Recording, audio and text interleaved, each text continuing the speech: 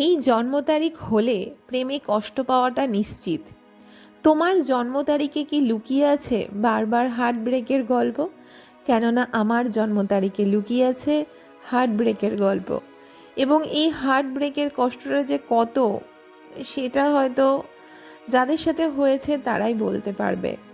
আর কোন কোন মূলাঙ্কের মানুষের সবচেয়ে বেশি হার্ট ব্রেক হওয়ার সম্ভাবনা আছে তাদের কথাই আজকে বলবো।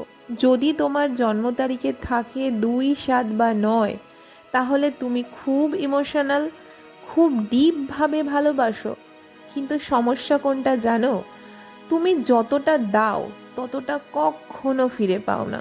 বিশ্বাস করো, এটা তোমার দোষ না, এটা তোমার সোল নেচার।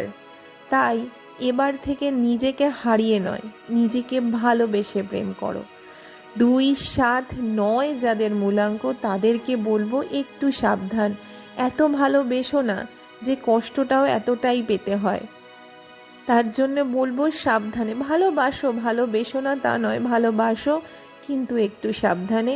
সকলকে বলবো রাধে রাধে, খুব ভালো থাকো।